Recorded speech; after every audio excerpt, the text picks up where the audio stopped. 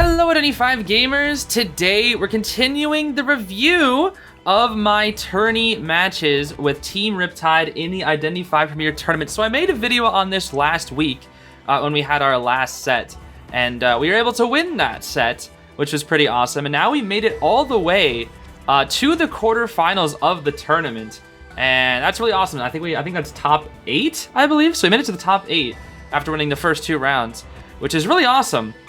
So today we're going to find out if we'll be continuing with the tournament or not, and see if we can get to semifinals and potentially even, I don't know, win the tournament. So let's just get right into the match reviews. All right, here we go. It is time to get into the very first match. This time, unfortunately, our hunter Santi could not play. There's a lot of stuff going on with Mr. Santi Devil right now. Best wishes to him, but he was not able to play today. So our backup hunter Sam will be playing today. Sam is a very talented feaster player, plays quite a few other hunters as well at a pretty solid level, but they don't have a ton of tourney experience. That's why they were the backup hunter usually. So they're gonna come out here today. Now, unfortunately, I felt so bad for Sam here because, as you can see, the first 3 bans are Priestess, Wildling, and Mechanic, which all made sense. We did want to ban out these characters. They do have a very strong Wildling player, which we know of. And we wanted to ban the Seer as the last character as well. However, during the ban and pick screen, I think they misclicked like right as the timer ran out, and they were unable to ban Seer, so they only ended up banning 3 characters, unfortunately. So they're going to be going up against H2O's Antiquarian, Aeroplanist, Officer, and Seer. Now, it is Moonlit, so we were considering a lot of different options here, but Sam decides to go Feaster round 1 in the end, since that is the most comfortable pick that he has. And we were concerned about 2 specific players on this team, that of course being Winter, who I believe is a dual faction player, I want to say. I think they're the Hunter and Survivor. Their Survivor is extremely good. Our team considered them to be the best kiter on the team, so we were kind of like, yo, Sam, don't chase Winter because that's their best kiter. Try to chase somebody else here. And then they have Jason, which is renowned in high tier for being a very strong Wildling player. Also has a very strong forward as well, and tends to like harassing and not decoding because their harassment is just so good. They're a very, very talented harasser player, which is why we banned that Wildling. We did not want to give them that Wildling because obviously it's very strong. So we do go for the Feaster round 1 here. Let's take a look at the spawns here real quick. I believe I didn't get to see this full match because the stream here was actually delayed this time, so I was unable to see the full matches here. So Winter is of course on Seer, which makes sense. That is their strongest kiter. Jason is on Antiquarian. I have not seen Jason's Antiquarian. They have Foo Fighters on their Officer, and then Tudo on Aeroplanist. We're not super familiar with the other 2. I think Tudo likes playing female dancer. I believe they're a pretty strong dancer, and I want to say Foo Fighters likes Toy Merchant with Tide, which we may or may not be seeing here in the next part coming up here.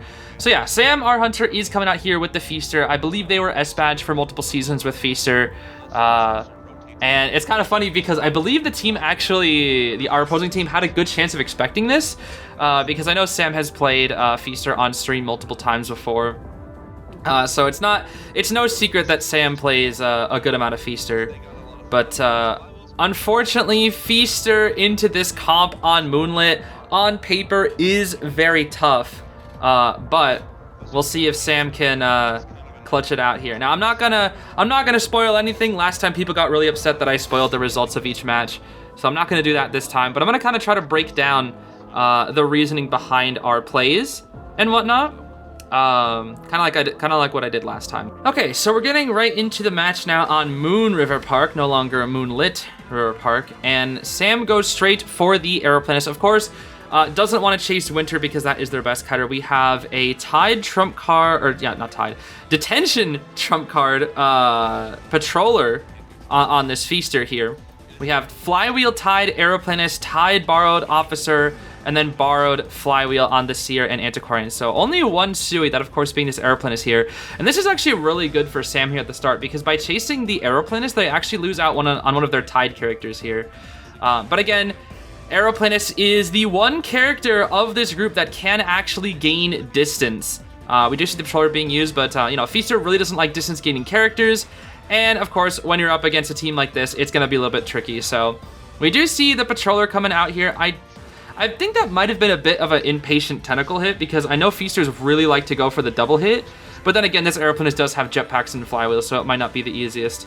Again, Sam has been a Feaster player for a long time and would know far better than I how to play this. They are going to be spectating this Aeroplanist now, again. Unfortunately, they really did want to get rid of that Seer. And there's the Owl. And that's going to be a pallet stun, too. Oh, my goodness. Okay, I think it was right around this point, because the streams were delayed, that we had to start playing our match. So I don't know what happens after this. I know the results, but I don't know how the game actually happened. So let's see here. There is no trait. We do have a tentacle right set up at the... oh, that's the wrong tentacle. That's tough. But it was right up there at the tram. And yeah, this is already a very, very long kite. Gonna be 3 ciphers. But again, this is just how Feaster goes. You know, sometimes the kites are long, but as long as the camp is good, that's all that really matters with Feaster. Feaster is very, very strong with his camping, and they don't have an Owl to rescue anymore either, though they do have an Officer. An Officer can force a rescue if he gets double hit, as long as he has as long as he can get to the chair within 5 seconds. So after 3 cipher kite from the Aeroplanist, he is gonna go down here. And we do throw out a tentacle here just to scout out where the Officer's coming from, which is very smart. Instantly drops the Patroller, so efficiency is looking really, really good here. Officer could not vault that pallet there because he was in the watch animation, even though he wanted to dodge the Patroller with that. So now he has good sights on the Officer, makes it so he can see him now, and then watch this. Do we get a... Ooh, we do get it, okay. I remember Sam saying, oh, I got the double down, after the match was over, so I was like...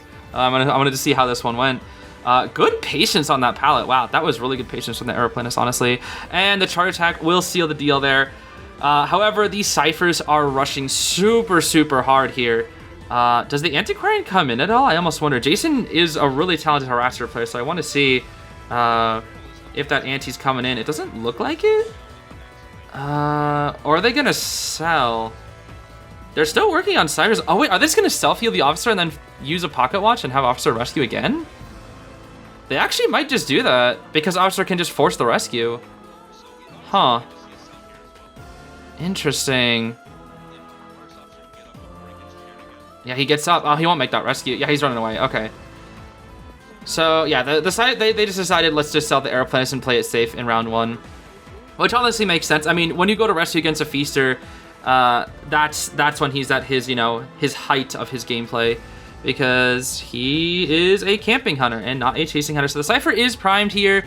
The only character without borrowed time is going to go down, and Officer does unfortunately have dungeon here. So the biggest thing here is getting a target down as quickly as possible, since Sam is now in a drawed position.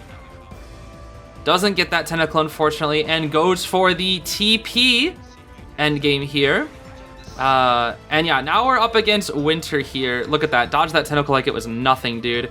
Yeah, well, as a reminder, Winter is an extremely, extremely talented kiter here. And I guess their name is Winters now. I thought Winter was dual factioning last time. I think they have 2 hunters and Winter was only doing duo faction sometimes. I forget. Well, I guess we were not up against Winter as their hunter. Anyway, so the flyout from the Seer was really, really good. And unfortunately, Feaster is just so slow and is really struggling to catch up here to the Seer. Loses track of the Seer for one quick moment, and they're still going to keep on looping here. And I don't know if Sam knows where the dungeon is, but I believe... yeah, honestly, you're going to have to break one of these pallets here. Yeah, this is just an infinite loop until we start breaking these pallets. I think Sam's goal is to just kind of snipe out with tentacles over and over and over. Finally does break the pallet here after all this time, which is going to finally start transitioning here. And we do indeed see them heading straight to the dungeon. Do they get an owl in time is the big question here. Do they get the owl in time? Oh, I don't know if it'll matter. It will not matter. Okay. It feels weird having to... feels weird having to talk about this match, even though I already know the results. This is why I didn't want to not spoil it, but because it's harder to break down. Anyway, Yeah, that was kind of a rough round 1 first half. I mean, to be fair, Feaster is really, really hard on this map because he's so slow. He has no mobility, and this map is huge, so if a survivor just has any distance, a Feaster cannot catch up. And yeah, that was just a really tough comp for Feaster. I mean, Seer extending the first kite was so good. Made it 3 Cypher kite from the Aeroplanist. The Officer can just brute force a rescue versus Feaster unless he Terror Shocks. It's tough, bro. It is tough to deal with a comp like that as Feaster, but honestly, I think Sam played pretty well that match for what it's worth, because Feaster is so weak in this meta, bro. He really is, especially against a full team 4-man VC. It can be tough. So now, since we didn't get a win in round 1, our survivors need to 3 escape to draw. So that is the goal for our survivors here coming up in round 1 second half. All right, here we go. It's time for round 1 second half. This is where I get to play as a survivor player. So this was a little interesting. So they banned out Seer Puppet first. I was planning on playing Puppeteer at the start. We were not planning on picking Seer, but I guess I just really didn't want to have to deal with Seer. I was planning on playing Puppet. There was no Puppet, so we decided to go Mage and Grave round 1 because we're very confident with our Grave, and Shad is very good on Magician. She's been practicing Magician recently. I decided to go Novelist here instead, and they ban our Anti, which is interesting, which means they don't fully know our characters, because I'm the only Anti and Novelist that we have on the team. And then we lock in Finn as our last because last time, it was funny, when we were studying this team, they banned Finn a lot. Like, they banned Finn all the time. So we really wanted to use Finn if possible, but we didn't formulate any plans around using Finn. But going into this match, we were expecting a lot of different things. Once we saw these bans, we were expecting Hala, Goat, or Opera, but most likely Goat or Opera. So that was kind of the expectation. I think once we saw the first 2 bans, we really thought it was Opera Singer, actually. We were mostly gambling on it, I was being Opera Singer. And I was trying to think about a pick that I could choose, but I didn't want to choose Ada because we were expecting a Breaking Wheel. This Hunter, we were watching out for 6 total Hunters. We were watching out for the big 4, that of course being Opera Singer, Ivy, Hullabaloo, and Goatman. And we were watching out for 2 other specialty picks, that of course being Mad Eyes and Breaking Wheel. I didn't want to go Ada into Breaking Wheel because that is Ada's biggest counter, so I didn't want to go Novice either because I don't really like Novice versus Opera on this map. I haven't practiced it enough, but I didn't have anything else to play. I wasn't confident in anything else, so I went for Novelist. And then we also chose Finn as our last because Finn is just so good into everybody that isn't named Goatman. And yeah, this was kind of just the idea of the team comp. We needed a 3 escape, right? So we wanted to have double Tide Thinner here to try to get this. So I think we ran Borrowed Time Knee Jerk on Mage and the Finn, or maybe Full Kite, I forget. I think it was Borrowed Time Knee Jerk on Finn and Mage, Borrowed Time Tide on the Grave, and then Flywheel Tide on Novelist. One of the biggest things about Novelist here is being able to use your book and then swap and then get the rescue, right? Because if the kite goes well and we have to do a detention rescue, Novice can detention rescue very well. However, it's harder against something like a Sangria because Sangria can immediately teleport back to the chair. And again, this is why I didn't want to pick Novelist for this round, but we didn't really have a lot of options. I was hoping to pick Puppeteer instead, but they banned out the Puppet, so I was forced to go the Novelist here, for me personally. So the Hunter, of course, goes Opera Singer, which I'm personally fine with. However, I want to take Kite, but because of my build, I'm not supposed to take Kite. Because I'm bringing Flywheel Tide here, we don't want me to take first Kite. We want Shad to take first Kite. We do see the spawns for a split second there. Unfortunately, they don't really show the spawns, but the spawns were, we put Finn in 2-story, we put Grave at Cypher Bridge, we put me at first off, and we put Shad at 4th. Most Hunters tend to spawn either chasing 2-story or chasing 4-stop, so we had Finn and Mage set to take the Kite. And then I was protected because I was the secondary rescuer on the team, just because of that Flywheel Tide. So, I actually haven't seen this match at all from this perspective because I was, playing in it. So I'm kind of curious to see how this is going to go here. Okay, so let's see how it goes. First chase is, of course, Shad. And looking at this Opera Singer, immediately I can tell that they have pretty good ping. That looks like a 40 ping Opera Singer, I would guess. Oh, well, maybe. Maybe a little less. Maybe it could be.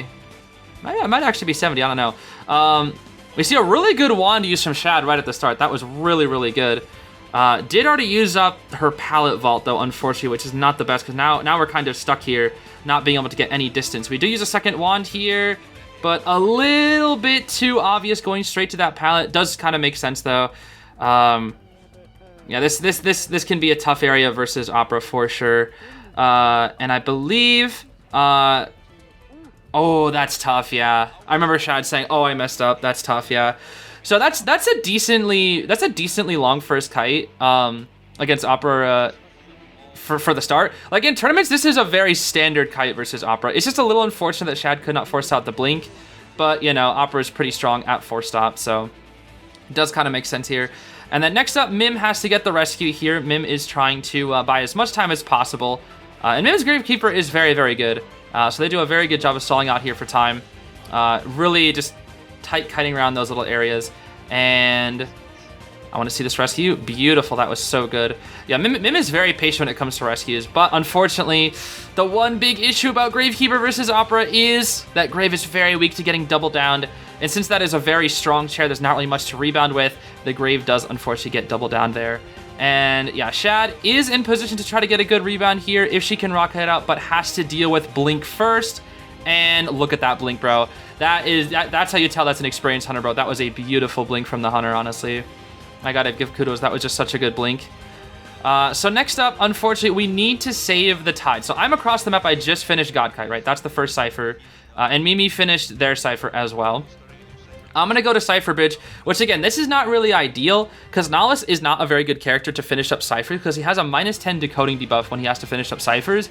But Cypher Bridge is a very important Cypher to get done. You never want Cypher Bridge to be your last Cypher, in my personal opinion. Because it's the mid-most Cypher. It's the easiest hunter for the Cypher to pressure on the map. So I was like, we got to get this Cypher done and force like our last Cypher to be on one of the sides of the map. Because I didn't want to go to first stop either, because if I went to first stop, we get Cypher locked. We get Cypher locked on this side of the map. So Mimi has to get this rescue here. And unfortunately, they don't make the speed boost from the Fin Ball. And because of that, they are unable to get the rescue. And unfortunately, I know poor Mimi was not super happy about that, not getting that Fin Ball. They're like, why? What? Fin is so dumb, dude. I was like, hey, it happens, dude. It happens. So at this point, there's really not much we can do. We need to get a 3 escape with these ciphers, and yeah, that's gonna be tough with a one person already out. So I'm the one who can rescue, obviously. So what I try to do here is I just try to buy time. I know Opera has Kate most likely, so I respect it, and then I use my book. Unfortunately, I cannot cancel her dash here. But she does mess it up, which is really, really beneficial for me. So I know I'm like, okay, I can buy a little more time here. And normally I would rescue in this situation, at least for me specifically. I'm like, in my head, I would rescue right there in a rank setting. But because we need a 3 escape here, I'm just gonna take a gamble. I'm gonna rescue at the very last second, which pulls off, which is awesome. Although unfortunately, I could not get the body block, and I was really scared if she was gonna try to double down for me, but she doesn't. Probably because I was in an area that already had a pallet dropped, which would have been a little annoying. But the Fin will go down all the way over here, and we, again, simply do not have the ciphers here, which makes things really, really tricky here. So my only choice is to try to get a book here. I get a little aggressive here. What I really wanted to do was I wanted to get a free rescue by getting my book, but I couldn't get my book from this angle. So what I'm really looking for is a pallet stun here. And then right here, I don't try to get the rescue because I'm trying to buy as much time as possible. Now, I probably should have just got the rescue right then and there, but I was playing very, very aggressive because we needed a 3 out.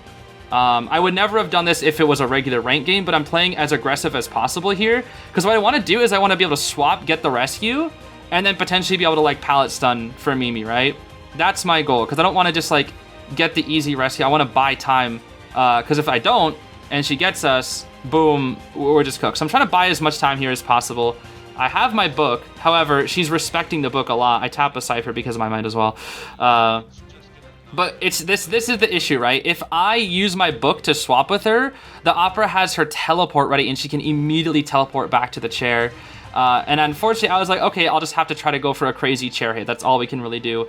Again, we're in such a bad situation that I'm just kind of gambling. Like, I am literally just playing, like, a gambling game.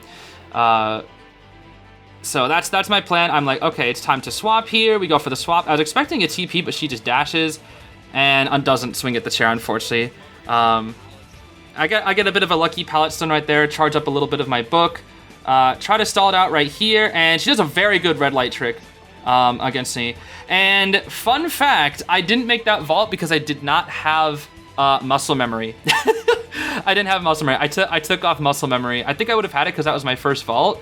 I took off muscle memory on this build because I was flywheel tied. Normally I have muscle memory on my builds when I play novice because I'm usually a flywheel tied novice. I bring muscle memory and then a little bit of great power. I didn't have it here. I think I would have made the vault if I had muscle memory, but I didn't, unfortunately. So not much I could have really done there. And yeah, I just kind of go down. And yeah, the Cyphers, they just don't have enough progress here. And now they're going to be going after Mim, our Gravekeeper here. They do still have 2 shovels. So there is still a good chance of a 1-out. We do know where Dungeon is, which is nice. So we're kind of formulating a plan to try to get Dungeon here right now. And doesn't really know where anybody is at the moment. I did hear a call out that she's going to be coming back to me right around, I think now. She's just kind of checking over here, checking this Cypher before anything else. And then she'll TP back, I think, I'm guessing. No? Oh, she TP, oh, that's right, she TPs to Grave, okay. I just remember hearing that there's a good chance that she'll come for me after this point. But now they're chasing our Gravekeeper here, which is just a little bit tough because Grave does not match up super well into Sangria. But there is no teleport, which is good. That means I know she can't TP onto my Cypher, which means I have time to rotate. Mim's being very, very patient with these pallets. And yeah, unfortunately, this Opera is just simply too fast. And I'm like, okay, the only chance that we have is a dungeon escape. That's the only thing that we can do. And the second I saw Opera dragging, I was like, she's gonna chair. She's gonna chair. So here's the plan. This is really awkward. I just kind of want to walk you through what was going on through my head specifically at this moment. So to get to dungeon, I want to be able to I have to be able to use my book, right? But Opera versus Novice is really awkward because if you use book, she can just TP and catch up right to you immediately, right? So I need to find a way to position myself where I'm behind her. I can swap, I can use my item, but still get enough distance to make it to the dungeon. But the issue is she's going to be coming from this side. So my only thought is the only thing that I can do is use the tram. That is the only thing that I can do is I have to use the coaster. That's the only plan I can think of. If I can get onto coaster, I can maybe get a little bit lucky. I can maybe get a little bit lucky and go for the dungeon. So she starts moonwalking here because she doesn't have a dash available, and I'm completely fine with that because it means I just get more speed. It means she's not dashing. The second she starts dashing, though, again, I can start building up my book here, and my only choice is I have to go these pallets and get a pallet stun. That is literally the only choice I can make. I know she'll get aggressive here because she has nothing to lose. And then she TPs, which was really good for me. She TP'd inside the pallet, which made the pallet stun trick way, way, way easier. But guess who doesn't have great power because I had to bring Tide Tenor? Ha ha ha. Me, and I do not make the coaster. So if I had great power, which I normally bring on my novice build as well, maybe that little bit of extra stun time would have allowed me to get onto the coaster, which would have allowed me to get to second stop, which potentially would have allowed me to get dungeon, but I had flywheel tied instead of just a regular great power build with novelist. So I don't know if it would have made a difference. This Opera was very, very fast regardless.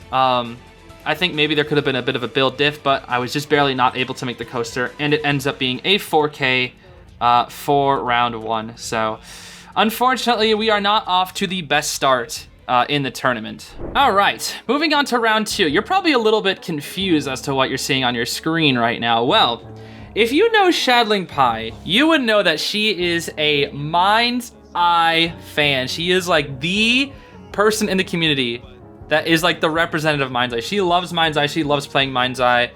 That is like her favorite character. That is her bread and butter. That is her legacy. It will always be Mind's Eye. So she really decided to go Mind's Eye here on Leo's memory. I was a little confused about it, but I was like, you know what? We might as well. We're down. We might as well just have some fun with this, since this is we're in a really bad position right now. The points are 8-1. We are in a terrible, terrible position here right now. So we decided to go Embalmer in Mind's Eye, and then we go Officer for our Rescuer. And then we picked Painter as well. We really wanted to see if we could try out the Painter and Embalmer strategy, which we tried to do a little bit in practice, though we never actually successfully got it during practice. And if you take a look at the bands from the Hunter side, you'll notice it's the exact same. The second I saw this, I was like, I know it's Goatman. I saw all these bands, and I knew it was Goatman. So last time, I went Embalmer, right? I went Embalmer. This time, it is not me on Embalmer. I chose Painter here. Painter was one of the characters I was practicing in secret recently for the tourney. And I was 100% confident it was going to be Goatman. And Painter versus Goatman, in my personal opinion, isn't really the worst matchup in the world for the Painter. Because he can, you know, drop 2 paintings and kite 2 cages, right?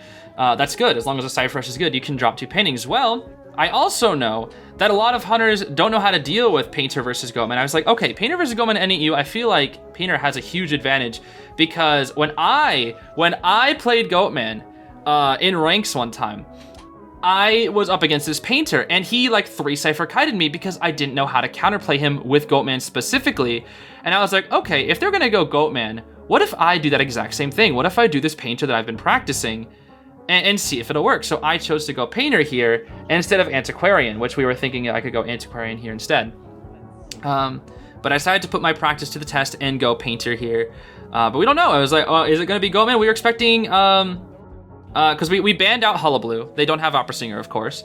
So we're like, okay, there are a few options here. We don't think they're going to go Ivy. We know there's a good chance that they could go Ivy, but we don't think they're going to go Ivy.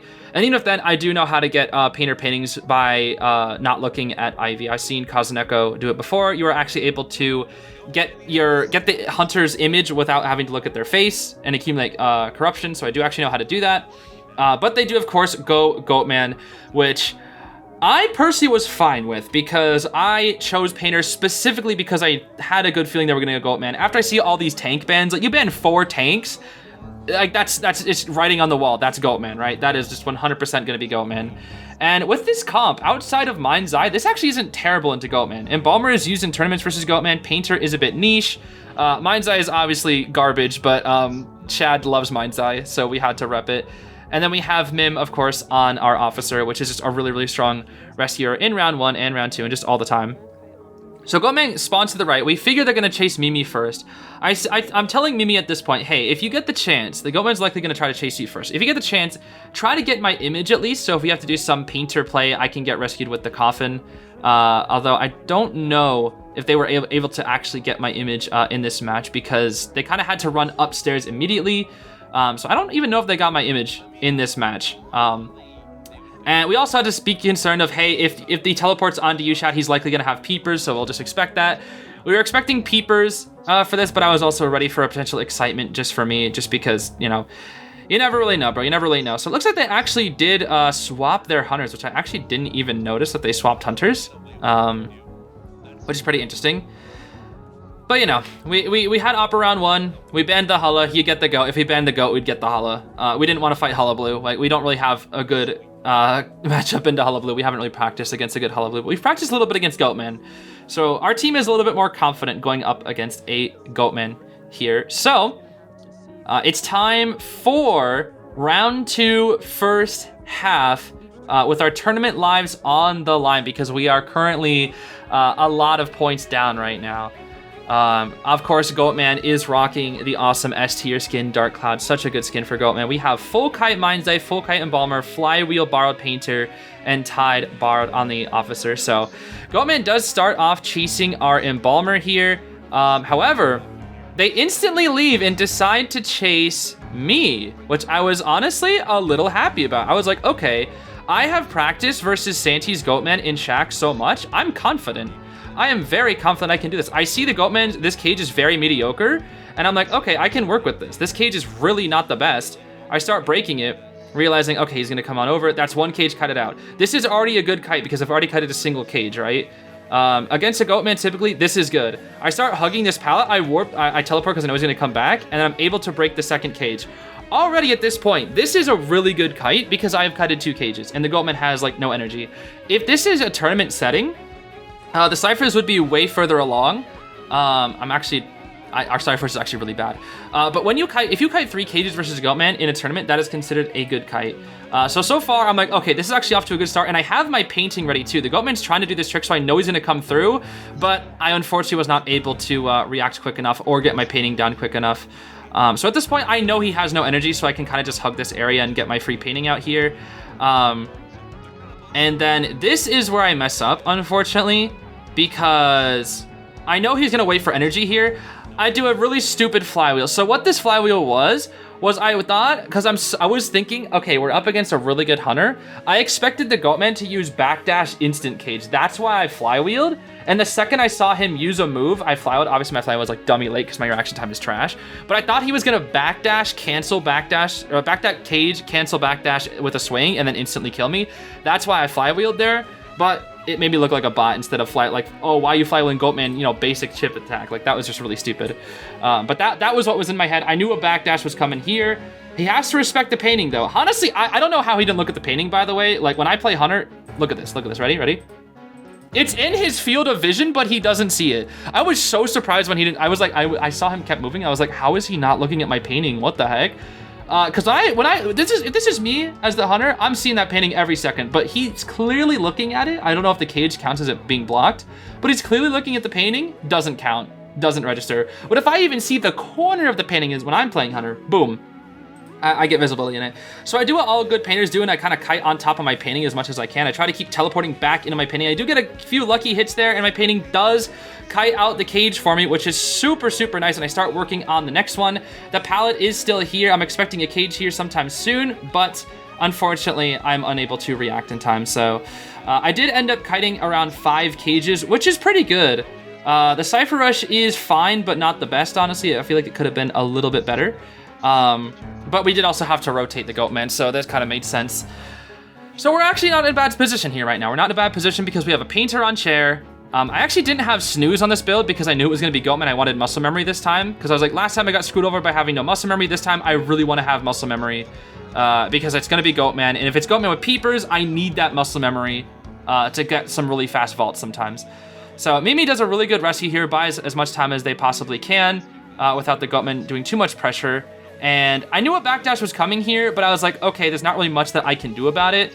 Our Cyphers should be good enough. I can just die in a corner away from Cyphers as much as I can. And then with the rebound, I have my painting. I will have flywheel on second rebound. So I will actually be able to kite a little bit longer here. We might be able to get a draw. We were kind of aiming for a draw against this Goatman here. And we do have the Cyphers for a draw. We don't really have enough Cyphers for a win, but we do have the Cyphers for a draw here. So here, I'm just gonna say, this is where we had a lot of miscommunication going on. So I'm just gonna tell you right the comms that I heard right now. Because I said, okay, I'm dying near triple pallet. Obviously, Mim can't get the rescue. Mimi was like, I'm too far from it. Can't get the rescue. And I tell Shad, just buy time. And then I need to get rescued because I have painting. I have painting, and I can have flywheel if you rescue me a little bit later. But there was a lot of miscommunication going on right now.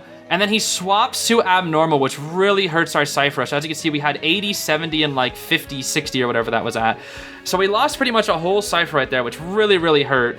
But Shad did not come in for the rescue. I think they were really scared of the Goatman pressuring, and they did not come in for the rescue. And once they come in, unfortunately, the Goatman goes for the trick, pushes them back, and I can no longer get rescued. So right here, I was actually very disappointed that I wasn't able to rebound because I still had a painting and I still had a flywheel, and I knew if I had the chance with the abnormal, I would have been able to kite a little bit longer, but unfortunately, we had a bit of miscommunication, which allowed me to not be able to get rescued.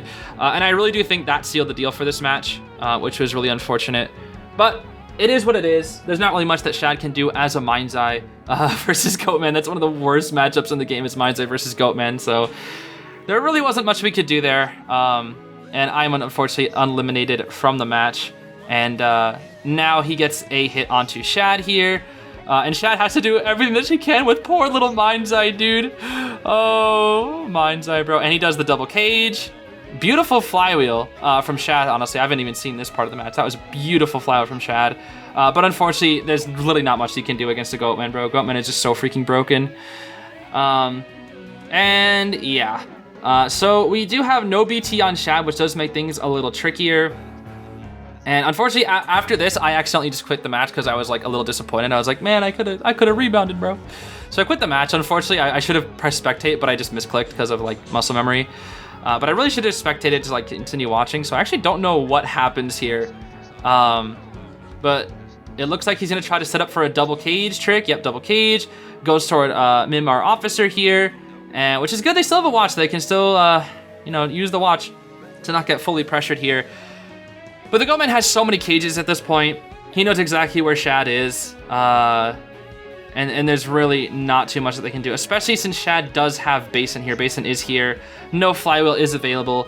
And as a Mindsight, there's really not much Shad can do versus Goatman. So, unfortunately, it is going to be a Basement down. And as you guys know, I said it multiple times, Basement Goatman is extremely strong in this meta. However, we do still have Embalmer Coffin. Like, Embalmer Coffin can absolutely change games. So that is what we're kind of like banking the strategy around right now, is we're going to try to use Embalmer Coffin. But unfortunately, Basement Goatman is truly a menace. So Embalmer does eat the hit. They go for the pop there, which is really good. And of course, you want Embalmer to be the one to get hit because Embalmer does have the Coffin here. But it's not going to be the easiest thing. Let's see. Oh, nice. That was beautiful. Hits down our Embalmer here. Maybe beautiful body block there. Didn't use the Coffin. I'm actually surprised they didn't use the Coffin there. I guess they want to use up the self-heal first. And now it's just up to Shad to cut it out. All Shad can do is attempt to cut it out. However, Goatman's so broken, bro. It's just like anytime you want to go somewhere, just set up a cage and it's just boom. You can't do anything, right? You literally can't do anything. So, unfortunately, not much Shad could really do in that situation. And this is also tricky as well, because while Mimi does have the Coffin, the Goatman can just chair, and as long as you chair somewhat near the gate, which he should know what gate we're working on, if the Coffin was at the gate, he will be able to double cage over to it. He's looking around probably to see where the Coffin will be at. He sees that it's upstairs. Upstairs, it is no possible way to get dungeon here, so it's really tough to get this dungeon. Even sets up a double cage wall, which is just really smart from the Goatman, meaning that Mimi really couldn't go anywhere. So that is going to be a 3 elimination. Even setting up a cage for him to chair just a little bit easier. So, oh, oh, that is funny, bro. That is funny. Flying up there, that is so funny. So yeah, we got 3K'd, which is pretty unfortunate. And if you see the time step on the video, I'm pretty sure you already know how this ends, but we still do have a little more of the tournament to go through. So let's take a look. Okay, so it is time for round 2, second half. What we need here is, at minimum, we need a 3K from our Hunter Sam. Otherwise, we will not be able to play in a round 3 setting. So first bans are Mech and Seer, because Mech is obviously broken and Seer was a bit of a problem last match. However, we did do one thing. So Sam and I were talking about the ban and picks here a little bit. And unfortunately, my mind was not fully focused on this tournament. There's just been some other issues having to deal with, and I wasn't fully focused. I really thought Sam was going to be playing Ivy this round, so I did not think about the Wildling ban. And that was a huge problem, because Jason is, again, one of the best Wildling players on the server. Very good at harassing. A very good harassing Wildling. They're just a very talented player all around. A very commendable Wildling player. And yeah, Sam saw this comp. We also forgot to ban Embalmer. We decided to ban the Dancer because it was a target ban on one of their players, because we know that they really love playing Dancer. But we kind of forgot about the Embalmer. We kind of messed up in the ban and pick segment here. So they banned out Sam's Gamekeeper as well. Sam's Gamekeeper is quite good. So I really thought Sam was going to be playing Ivy here, but Sam saw that Embalmer was like, I really don't want to play Ivy into this. And I was like, yeah, I totally get it. I mean, the reason why I didn't say let's ban Wildling, because I was under the assumption Sam would go Ivy, and Wildling's not the best versus Ivy. And especially versus Toy Merchant. I mean, Ivy's counters Toy Merchant. Ivy's very good versus Toy Merchant, but the Embalmer we kind of forgot about. And Sam was like, I'd rather just not go Ivy here because of that Embalmer. But then we were also like, okay, well, let's see here. The only character that they have that can gain distance is the Toy Merchant. Everybody else, like, these are relatively weak kiters. Ada, Embalmer, Toy Merchant, these are relatively weak kiters outside of that that Wildling. So I asked Sam, hey, do you know any like rush down hunters? Do you know any like fast chase hunters? And you know, he was thinking through his roster. He was thinking about quite a few different picks here. I think he even thought about playing like Evil Reptilian. which would have been actually decent against this comp, especially versus Toy Merchant, because we knew what was going to happen. We knew Toy Merchant was going to spawn middle, and that she was going to catapult upstairs. Like, that was so obvious to us. Like, we 100% knew that was the play that was coming up here. And in the end, Sam decides that the best course of action versus this team comp is to go Geisha. Now, Geisha, into this comp, again, I do completely agree with the Geisha pick. Outside of that Wildling, we kind of glossed over the Wildling, because again, Bandit picks, it goes by really fast, by the way, guys. You have very little time to prepare. And once again, we were kind of out of it in this tournament. I was not fully focused, and the Wildling ban slipped through because I was expecting we were going to play Ivy, and then the Embalmer ban slipped through because we were focused on that Dancer. So we messed up with the Bandit picks here a little bit. I still think the Bandit picks weren't like the worst, but they weren't the best either. So obviously, Geisha is extremely weak to harassment, and Wildling is no exception. Wildling is extremely good versus Geisha, because there's literally nothing that the Geisha can do unless she has excitement. So there is a possibility that we will be seeing that. But right now, the plan is, we know that their Toy Merchant player likes bringing Bard Time and Tide. So I know the whole team was talking about, hey, here's the plan, Sam. Chase the Toy Merchant with Tide. It isn't their strongest kiter. You just got to be careful about that Wildling. Like, that's the biggest thing. You got to be careful about that Wildling. And it seems like it seems like Jason and Winter are just kind of flying around here. That was kind of goofy. That was kind of goofy. I mean, they're already in a winning position here, so they're kind of just have a little bit of fun with it, which kind of made me a little salty, because I was like, man, I wish we were winning right now, but you know, you can't win them all. So we do have the Geisha in a pretty decent spawn here, safest spawn. I was not sure why they didn't spawn left, because we kind of figured the Toy Merchant would be there, but I think, you know, Sam is obviously a more experienced hunter, so they probably had a bit of a different idea there, especially with Geisha and her good mobility here. So yeah, I believe the build ends up being, for our hunter, I think it was Detention, Confined, and Blink. I'm not entirely sure why they went Confined instead of Trump Card, but again, Sam is more experienced than I am, so we do have Wildling, I believe. I think the Wildling was Flywheel Tide, which makes, you know, it makes Wildling a harasser even more annoying. I believe it was Borrowed Time, Tide, Merchant. I want to say the Embalmer was Full Kite. Maybe, actually, I think the Embalmer was Flywheel Borrowed, and then Ada was also Flywheel Borrowed. I think the Embalmer and Ada both have Borrowed. We'll see in just a second here. Anyways, it is time to start round 2, second half, with this pretty cool looking Geisha skin. I actually don't know which Geisha skin this is, but it's actually pretty cool looking. So yeah, the Toy Merchant, as we expected, does have Borrowed Time Tide. The Wildling has Flywheel Tide. The Embalmer only has Borrowed Time Knee Jerk, and then Borrowed Flywheel on the Psychologist. So this was really well played from the other team. The second the Geisha chased to the Toy Merchant, she jumped up into 2-story, and then the Wildling massed Tinnitus, which made things really, really annoying for Sam. And I don't know if they saw the Toy Merchant jump up there, because you're obviously not watching the sky every single second. So it was a beautiful rotation, honestly. Beautiful rotation, beautiful play from the other team here.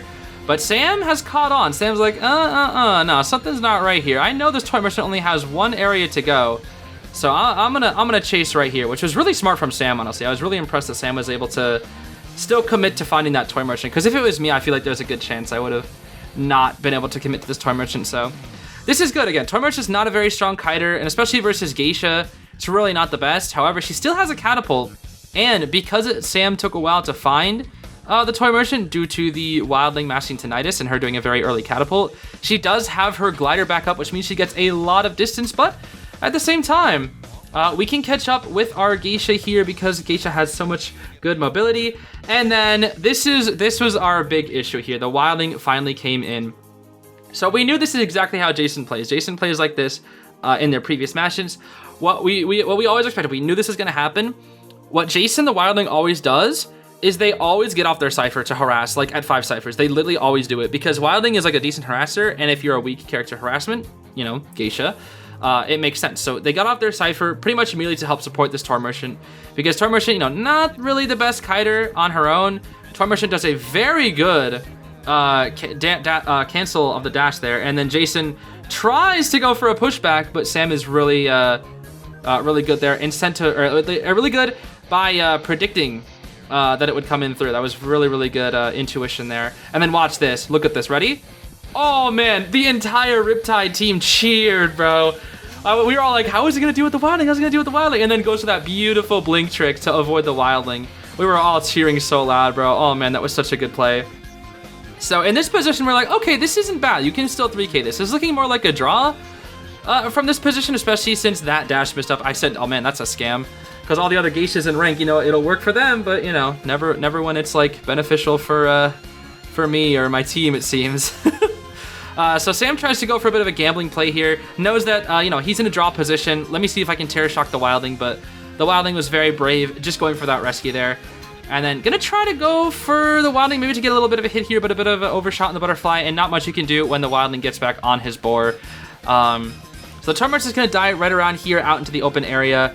And now this is where you're going to see why Geisha is so incredibly weak to harassment, because what exactly should a Geisha do here without Blink? Well, the answer is suffer. Also, that's a scam right there. I don't know how she didn't go through. That's just, once again, such a scam. Because she's like halfway through the object. I don't know why it teleports her back. But again, when I do it as a survivor, she always goes through. So there we go. We do get one dash there, but again, there's still not enough time. Or the Wildling is still buying so much time. Look at that. And does have to dash away now because his boar ran out. But look at how much time was bought. 3 ciphers are complete, 31 on the last cipher, and this is going to be the second chair, but they're going to coffin the toy merchant as well, which is really, really annoying. Because now they can do double body block plays. And this right here was really unfortunate. Sam did a bit of a, I guess that would have been, I guess that wasn't the best position because she was in the way, but it looks like Jason canceled the dash regardless of what happened here. And it seems like there's going to be a lot of double support happening here. The Ada is going to be trying to slowly body block, I guess, a little bit, or at least mix up the trail. I guess maybe that was their goal, is to mix up the trail. But Sam, again, not falling for their tricks. And the Geisha dash doesn't fully go through, which is really unfortunate. And yeah, of course, Jason is back here once again for the harassment. Look at how fast Wildling is, and the catapult from earlier is still there. So we can teleport back up there. You know, this is why the Geisha pick was pretty good.